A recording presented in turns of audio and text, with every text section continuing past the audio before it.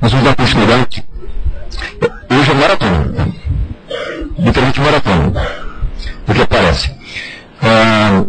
Pode pagar a luz um pouquinho, por favor? Presta bem atenção. Vocês vão falar assim, quem é que está ao lado do Marcão e do Acari, mas aqui é o contrário. Quem é que está ao lado do Tepu Sidik? Tepu Sidik é um dos indivíduos mais importantes no tocante ao aspecto de esclerose lateral amiotrófica. O presidente do Congresso, que aconteceu lá.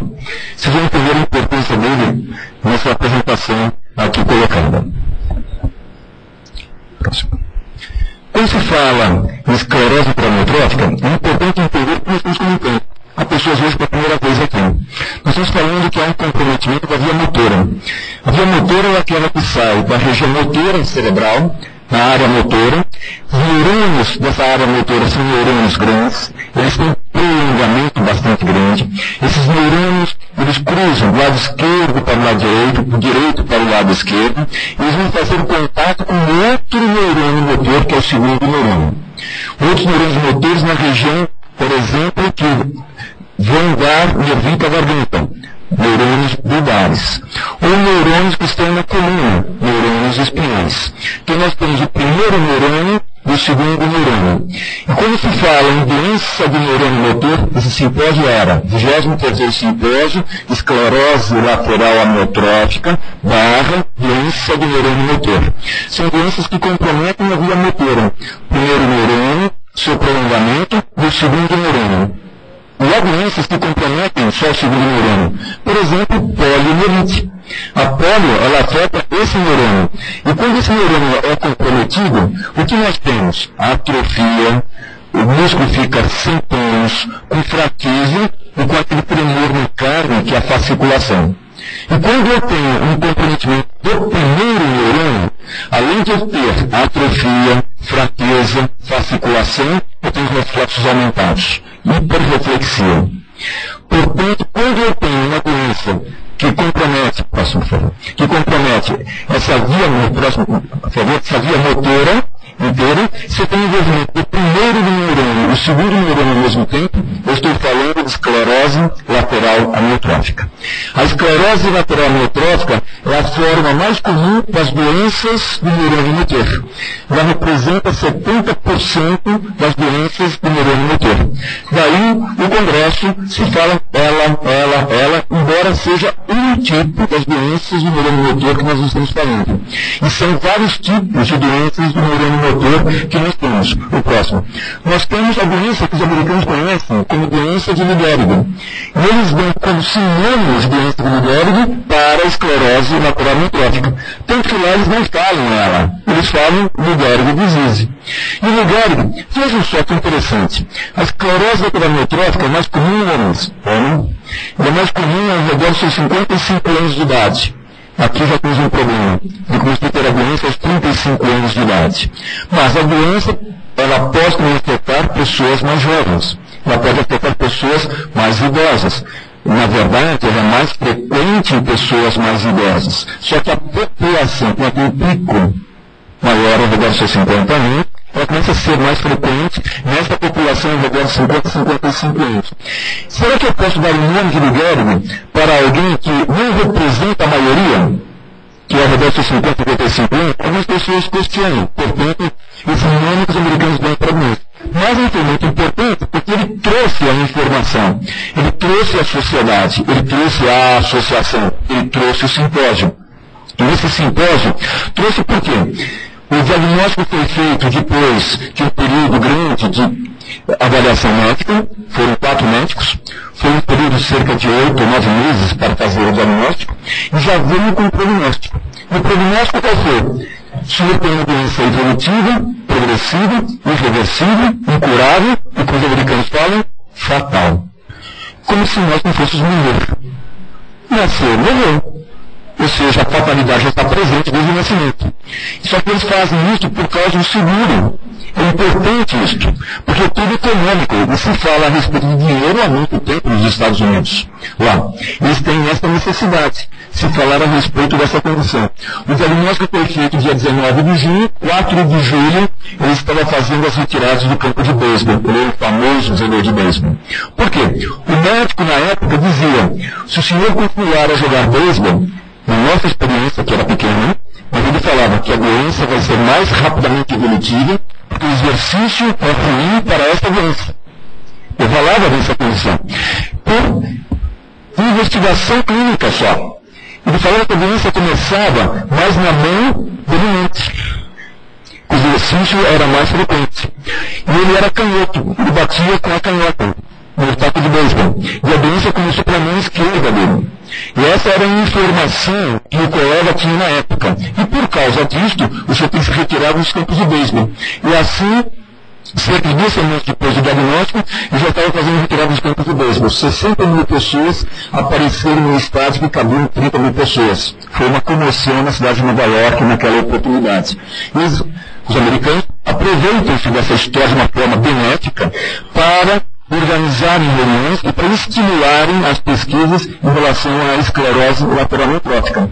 E essa doença começa como? Ela pode começar pela garganta, ela pode começar pela mão, ela pode começar pela perna.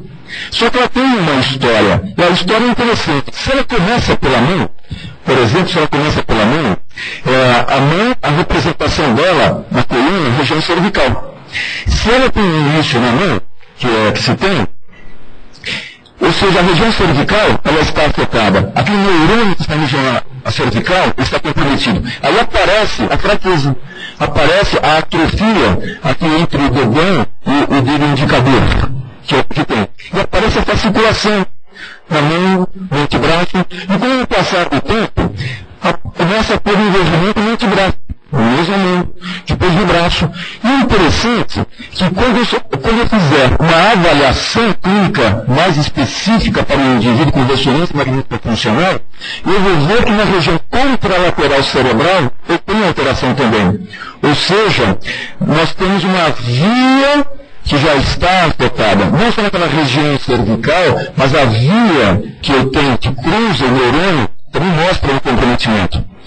E quando eu avalio o indivíduo, eu já conto, olha, apareceu uma fraqueza na mão esquerda também. Ou seja, um comprometimento em células vizinhas do outro lado da coluna. Do lado direito para o lado esquerdo. E na progressão da doença, envolvendo região mais inferior e região mais superior. E em relação à progressão da doença, se eu fizer uma avaliação funcional cerebral, eu vou começar a ver uma alteração também. Dando-se um caráter de contiguidade. Ou seja, a doença começa numa certa região e parece que tem um efeito difusor, entre aspas, tóxico, entre aspas, inflamatório, entre aspas, infeccioso, bem entre aspas também, afetando as células do outro lado também e por contiguidade, ou seja, as células vizinhas. Esse é um detalhe muito importante para entendermos a doença. E assim ela começa a ser mais generalizada, envolvendo perna, envolvendo garganta e musculatura respiratória. Até que se chega a uma certa condição onde tem um comprometimento generalizado. Daí aquela informação passada para o Guilherme, que traz uma doença degenerativa, evolutiva, irreversível e curável, naquela dita fatal também, e foi dito também, nada pode ser feito. Isso era o que eles conheciam na época. E foi como eu recebi informação fazendo um curso médico aqui na Escola Paulista de Medicina. Era do mesmo jeito. A mesma informação que eu recebi quando eu comecei a fazer minha residência médica na Escola Paulista. A mesma informação no começo da pós-graduação. Era a mesma forma. Não se sabe. Por quê? Os neurônios que estão no corpo anterior da medula, ou seja, na frente da medula, aqueles neurônios, em vez de estarem em número normal, eles estão em número diminuído. E os neurônios presentes, eles estão doentes. Essa é a doença do neurônio motor. São as doenças que comprometem o neurônio motor. E a pergunta é, por que há comprometimento desses neurônios? Por que eles morrem? Por que eles degeneram? E essa pergunta não era respondida. E vamos entender um pouquinho mais. O neurônio é uma célula bastante importante, é uma célula que não se refaz. Nós nascemos com neurônios e com o passar do tempo, eles vão morrendo. E as doenças, quando elas aparecem, as doenças dos neurônios, por exemplo, Alzheimer, Parkinson, Corea de Huntington, a manifestação clínica só começa a aparecer quando eu tenho já uma perda de mais de 50% dos neurônios. Quando começa a ter aquela alteração da memória, no Alzheimer, já é mais de 50% dos neurônios que estão afetados. Portanto, quando eu faço o diagnóstico dessas doenças, a doença já está lá na frente já. Ela começou lá atrás, ela não começou ontem, ela não começou há uma semana, ela não começou quando apareceu o primeiro sintoma de alteração de memória no Alzheimer, o primeiro sintoma de tremor na doença de Parkinson, o primeiro sintoma de fraqueza na esclerose lateral amiotrófica. É do mesmo jeito. A doença começou há algum tempo já.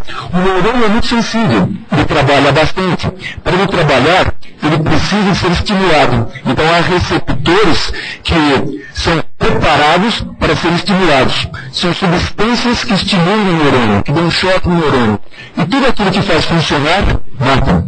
Tudo aquilo que faz funcionar de uma forma excessiva, mata. Por exemplo, quem está apaixonado aqui? Levanta a mão. Doutor Marcelo, paixão mata. E como mata? Amor não. Paixão é o excesso. É o excesso que aparece. E assim é igualzinho a célula. Tudo aquilo que estimula de uma forma intensa mata a célula. E as pessoas precisam aprender que a necessidade de estimular a célula para ela viver, para que entre cálcio na célula. O cálcio é fundamental para ela. Só que o cálcio excessivo na célula mata. A mitocôndria, ela traz energia para a célula. Mas se ela trabalha de uma forma excessiva, ela produz lixo. É o radical livre. O radical livre acumulado na célula mata a célula. Nós precisamos de proteínas. E nós precisamos fazer proteínas feito um retículo endoplasmático. Ou seja, as proteínas são feitas e degradadas. O coração, ele troca cada 21 dias. Portanto, nós temos que regar o amor de vocês em casa, que estiver lá, a mulher, o esposo, os filhos, porque se não renovar o coração, já é outro coração que aparece. É outro já. O coração, ele se refaz cada 21 dias. E assim, é muito importante que as proteínas sejam feitas e degradadas, e essa maquinária não para. O tempo todo está acontecendo isto que está sendo feito. E assim como a necessidade de proteger este neurônio. Ele está no ambiente. Ele está lá naquela região do sistema nervoso. Lá no encéfalo, lá na medula nervosa, e tem que ser protegido. E há as células em volta que protegem o neurônio. Há as substâncias em volta que protegem o neurônio. E dessa forma, por quê? E como ele morre? Foram as perguntas realizadas lá no simpósio também. Porque se eu entender como ele morre, eu posso tentar protegê-lo. Daí a necessidade de se fazer as pesquisas. E como é que eu começo a estudar? Geralmente eu começo a estudar quando aparecem os primeiros sintomas. Quando se faz a eletroneuromiografia.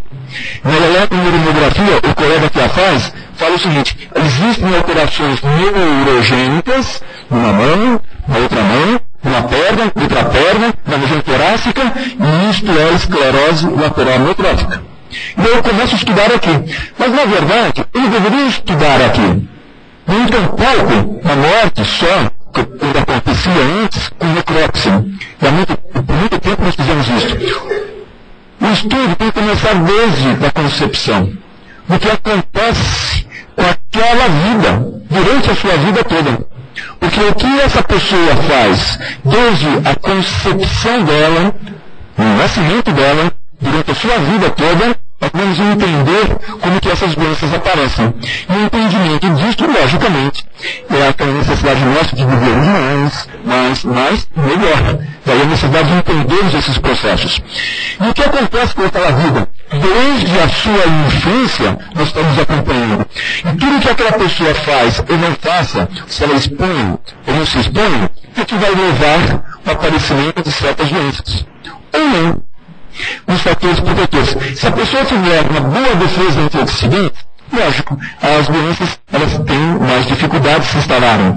Se as pessoas tiverem enzimas de reparo, aquelas proteínas que são feitas e são desfeitas, defeitas de novo e são desfeitas, se tiver um bom sistema de reparo para essas proteínas, as doenças são mais difíceis de se instalarem.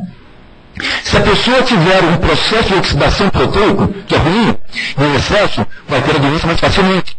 Se a pessoa tiver uma quantidade de lípides de uma forma desregulada, logicamente as doenças elas irão aparecer com mais frequência. Se ela se expuser a algumas condições tóxicas durante a vida dela, por exemplo, raio-x, ultravioleta, poluentes, por exemplo, infecções que aparecem, trauma, exercício físico de uma forma extensa, são características que as pessoas estão tentando relacionar com a doença.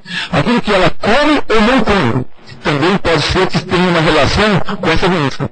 E daí, a esclerose lateral amiotrófica torna-se um prato cheio, literalmente, de investigação para entendermos as doenças chamadas degenerativas, que a gente não conhece uma causa específica. E como é que nós começamos a entender o processo? Estudar os diferentes. Quem são os diferentes? Os atletas que desenvolvem esclerose lateral amiotrófica. Aqui, por exemplo, o Washington com esclerose lateral amiotrófica. Próximo. O que mais que a gente vai estudar? As pessoas que têm algumas características especiais em relação à doença. Exemplo, nós estamos falando, aqui nós temos a região oriental, Filipins, Japão, 2.000 quilômetros das Filipinas, região leste, Ilhas Marianas, Ilha Margem do Sul, Ilha de Guiana. E essa doença ela era muito prevalente, 100 vezes mais frequente que no resto do mundo. É um prato cheio para estudar. Então vamos para a Guiana. E lá em Guiana, eles procuraram alguma coisa diferente. Puxa, lindo. E um local lindo desse jeito, paradisíaco, não pode ter doença desse tipo. Porque quem é que vai apresentar uma doença dessa forma, num local maravilhoso deste? O que tem diferente lá? Tem coqueiro maravilhoso, tem uns bichinhos lindos que aparecem lá. Esse bichinho é gostosíssimo, é morcego. Eles adoram comer morcego. E a doença caiu agora em prevalência. Você fez uma cara de nojo, você come carne de vaca. Para o hindu, faz cara de nojo também. Ou seja, são os costumes regionais que as pessoas têm também. Eles dizem que é uma maravilha. E o que acontecia? Esse morcego comia aquele coquinho, e aquele coquinho que se encontrava lá tinha substância tóxica para o neurônio. E a pessoa comendo o morceguinho, aos anos, durante a sua vida, ia se intoxicando com o passar do tempo. E daí, chegando-se numa certa fase da sua vida, ele não conseguia mais fazer a reparação das proteínas alteradas. E apareceria a doença. Com o desaparecimento dos morcegos, a doença já existe, olha. E agora ela está quase igual ao resto do mundo. Cerca de 40 anos depois. Ou seja, realmente existia um fator regional que desencadeava o aparecimento dessa doença. No homem, ele entrava nessa condição, por quê? Comendo o morceguinho comendo aquele bichinho lá, tinha um aminoácido excitatório, só que esse aminoácido excitatório ele vem da onde? Ele vem do caule, ele vem das raízes, ele vem da água e aquífero. E é interessante que a doença é mais comum em trabalhadores braçais, exercício, mas ela é mais comum em pessoas, se nós vamos fazer uma divisão entre fazendas, território rural e urbano, é mais comum em território rural. Puxa, em região que a pessoa não deveria ter esse tipo de doença, porque é paradisíaco. Só que lá nós temos aquíferos e podemos ter contaminação desses aquíferos, dessas águas, por esse aminoácido excitatório. São teorias colocadas. É um estudo de população diferente que vai trazer para nós as explicações. As explicações vêm como também com as necrópsias. Os americanos, eles têm bancos, geladeiras de cérebro, medula e vão estudando. Daquilo que está coletado, que seja coletado, eles vão estudando. E os estudos de necrópsia de pacientes com esclerose lateral amiotrófica aparecem nessas bolas no interior do neurônio, que são as inclusões. O que são essas inclusões? São proteínas aglomeradas, são proteínas que não são desfeitas de uma forma adequada. E assim elas se aglomeram em certas células, por exemplo, os neurônios. São as inclusões dentro dos neurônios, que é uma marca da esclerose lateral amiotrófica. Mas as inclusões também são marca de Parkinson, de Alzheimer. Portanto, existe uma certa conexão entre essas doenças degenerativas. E o estudo, portanto, do necrópsia nos ajuda a entendermos o processo de esclerose lateral amiotrófica. O que mais nos ajuda? A doença, veja, por continuidade, ela vai comprometendo um braço, outro braço, a perna, região torácica. Mas, veja que foi comentado a respeito hoje de cuidados paliativos, de cuidados multidisciplinares, comunicação. E a comunicação, qual é aquela que as pessoas estão investindo? Comunicação visual. Por quê? Porque os músculos que coordenam a movimentação dos olhos, os neurônios que inervam esses músculos, são os mais resistentes para serem agredidos na esclerose lateral amiotrófica. E são neurônios também. Aí eu vou ter que estudar. O que tem nesses neurônios diferentes dos neurônios que vão para a garganta e para os neurônios que vão para os músculos dos braços e para as pernas, por exemplo. O entendimento dessa condição fará com que, possivelmente, eu entenda melhor a doença, que eu consiga descobrir mecanismos para controlar os outros neurônios. Portanto, o estudo dessa condição é muito importante. A dona Leide Moreira, que está fazendo aniversário hoje, ela tem uma pequena movimentação do olho esquerdo. E, embora ela tenha a pequena movimentação do olho esquerdo, ela está em cama, já faz 6 anos, tetraplégica, não fala, traqueostomia, gastrostomia, sonda vesical, continua fazendo poesias. E intimou-me hoje a estar no aniversário dela. A dona Leide, ela continua a viver. Só que ela não quer viver só na casa dela. Ela quer sair. Ela quer ir ao Parque Ibirapuera para tomar um pouquinho de sol, porque ela sabe que a vitamina D baixa é ruim. Então ela quer um pouco de sol. Só que para ela sair de casa, precisa de cama hospitalar. Aí ela tem o Vernicare não gosta de sair de casa. Inclusive, a pessoa está bem internada em casa. Só que ela tem uma liminar. Ela tem o direito de ir e vir. Ela tem o desejo dela de sair, então ela sai. Ela vai ao Ibirapuera de cama hospitalar e ela assiste o show de música lá no Ibirapuera. Mas ela não quer ir só ao Ibirapuera. Ela quer ouvir artistas também nas casas dos artistas. E a gente das casas não quer uma pessoa de cama hospitalar na casa. De jeito nenhum. Ela tem liminar. Ela pode ir à casa. Só que na casa, quando perdeu a liminar, quer cobrar pelo espaço utilizado pela cama. Não. O pagamento é por unidade de pessoa que está lá comigo. Ela ganhou também. Por liminar, também ela ganhou o direito de fazer os exames em casa. Porque o Vernicare disse, se a senhora pode sair para ir para o Ibirapuera, se a senhora pode sair para ir para uma casa de show, a senhora pode ir para o laboratório fazer o exame também. Não tem direito de escolha. Ela ganhou. Ela é chata. Mas cada vitória dela é de todos presentes. E assim como ela queria estar presente em Brasília naquela discussão a respeito do tratamento compassionado.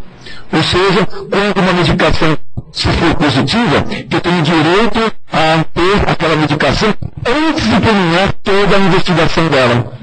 Ou seja, ela está atuante, ela acompanha tudo, ela está vivíssima. E há pessoas que falam, nessas condições não vale a pena viver. E ela disse, meu filho, eu nasci de uma célula, eu tenho muitas células ainda, eu tenho que aproveitar todas que estão vivas. Olha só, essa é a minha leite, próximo. E por causa disso, nós vamos entender essas pessoas especiais. E há outras pessoas especiais. Quando se fala em esclerose lateral amiotrófica, eu estou falando em doença motora. Doutora, afeta a cabeça? Não. Afeta o raciocínio? Não. Afeta a parte cognitiva, a parte de inteligência? Não. Embora alguns sejam corintianos, chamam-se doentes. Muito doentes. Afeta? Não. Entretanto, eu querendo, começam a aparecer pacientes com dificuldade de falar. Mas não de falar porque a articulação está comprometida, porque a pessoa não sabe organizar a fala, a linguagem, não consegue dizer nada. O que aparece? Afasia, com esclerose lateral amiotrófica. Há pessoas que aparecem com um quadro demencial, chamado demência frontotemporal, com esclerose lateral amiotrófica. Será que é a mesma doença ou são doenças distintas? Vamos estudar essa população diferente. O cientista fala, é importante estudar a população diferente. E assim faço uma avaliação com ressonância funcional, assim faço uma avaliação hereditária, genética, e de repente começam a aparecer familiares com esclerose lateral amiotrófica e quadro demencial. E um quadro demencial com uma demência chamada frontotemporal. Ou seja, vamos estudar essa população que tem esclerose lateral amiotrófica e demência frontotemporal. E alguns falecem. E alguns que falecem, vamos fazer necrópsia. Fazendo a necrópsia, encontramos aquelas proteínas agrupadas, aglomeradas. As inclusões. Vamos estudar essas inclusões. E verifica-se que nas inclusões tem uma proteína chamada TDP43, que é um número que foi dado e um número que foi dado para elas. E essa proteína está alterada nesses indivíduos. E através dessa alteração dessa proteína, é que a gente faz o diagnóstico hoje de certeza sobre uma forma genética para essa forma de doença, que tem a esclerose lateral amiotrófica e que tem a demência frontotemporal. São os estudos, quem fazem esses estudos? Os biomédicos, os biólogos, os bioquímicos, são os meninos de 23, 24, 25 anos. A apresentação no congresso desses meninos, eu falava, puxa, eu queria ser grande que nem eles. Cada apresentação linda que eles estão fazendo. Eles estão mostrando, eles estão fazendo-nos compreender como é essa doença, como que ela se manifesta. E olha só que interessante. Através desses estudos, eles mostraram essa família. E nessa família grande, alguns tinham só esclerose lateral amiotrófica. Outros tinham só demência frontotemporal. E outros tinham esclerose lateral amiotrófica e demência frontotemporal. Isso é muito interessante. Não basta ter só um gene anormal. Existem outros genes que protegem os indivíduos de certas doenças. Existem certas características que a pessoa faça durante a sua vida que faz com que ocorra uma doença mais grave ou a se associe a uma outra forma de manifestação clínica. Então, essas famílias diferentes, nós vamos ensinando a compreender esses processos todos. E aí, um estudo da forma hereditária. Quando se fala em esclerose lateral amiotrófica, eu estou falando 90% dos indivíduos serem familiares comprometidos. Forma esporádica, ou seja, não é hereditária, sem risco de passar a doença, sem risco de ter outros familiares na família, doença igual, que aparece. Mas 10% tem a forma hereditária, tem a forma familiar. E nessa forma familiar, outras pessoas afetadas na família. Então vamos estudar essas formas familiares. E no estudo das formas familiares, nós temos a TDP43, nós somos familiares, eu tenho uma proteína chamada FUS, nós somos familiares, eu tenho outras proteínas que estão envolvidas nas formas familiares. E o interessante é que eu descubro essas proteínas que estão comprometidas, só que eu vejo que certas outras doenças degenerativas compartilham dos mesmos genes afetados também. Então existe uma certa contiguidade entre as doenças degenerativas e a esclerose lateral amiotrófica. Só que eu consigo acompanhar o paciente com esclerose lateral amiotrófica através de parte motora, de força, diferentemente de Alzheimer. Alzheimer, memória. Tem dia que minha memória está ótima. Outro dia, minha memória, como é que aquele artista da Globo mesmo, cheio de pelo, que fez aquele filme com aquela mulher, tal, não sei o que mais, né? Então, vemos, é isso mesmo, né? Que aparece. Então, ou seja, eu preciso fazer um raciocínio todo demorado para chegar numa coisa, mas tem dia que a memória está muito ativa. Fica difícil calcular, portanto, saber se está melhorando, piorando com memória. Mas parte motora é mais fácil. Por isso que a esclerose lateral amiotrófica foi escolhida como protótipo para entender essas doenças, entendendo-a, eu vou entender outras doenças degenerativas também, através desses múltiplos genes que vão aparecendo. Por exemplo, aqui no Brasil, um paciente só tem familiar afetado? Não. Outro? Não. Outro? Não. Outro não. Vem da mesma família. Brasileiro. Da região lá de Mutum, que vai até a região do Guarani, Minas Gerais, divisa com o Espírito Santo, Rio de Janeiro. Vamos estudar essa família. E o estudo dessa família mostrou que tem um probleminha, uma proteína chamada VAPD, proteína de novo, deixa eu falar, que é a esclerose lateral amiotrófica tipo 8. Essa aqui, tipo 1993. Quem escreveu essa forma familiar? Tepos Siddiq, o presidente daquele congresso que se encontrava lá. Daí, a primeira forma familiar descrita. Depois tem vindo. E, atualmente, muitas formas familiares estão sendo colocadas. E são casos raros. E nessa forma, ela descrita aqui no Brasil, proteína anormal aglomerada, que se encontra